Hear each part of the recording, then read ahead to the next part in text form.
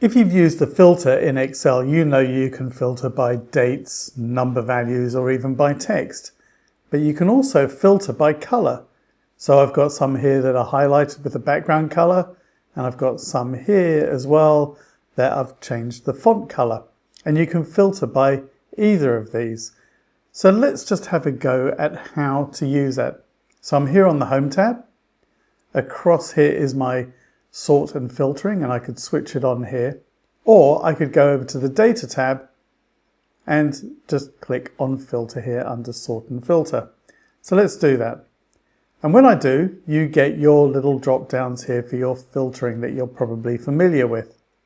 But if not, all you have to do is click here on one of the arrows, and you'll see here, for example, I've got Filter by Color, and it's detected the colors that I've used. So all I have to do is click on one of them, and there you have it.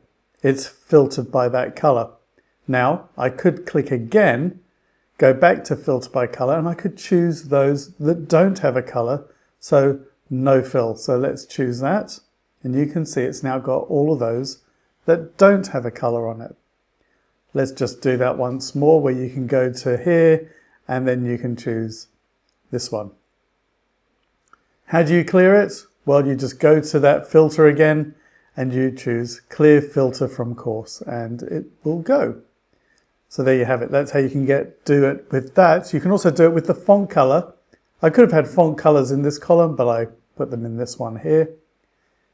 If you click here, you've now got Filter by Color, and it's detecting, you can see the font color. So I could choose this one here, and you can see it's done that.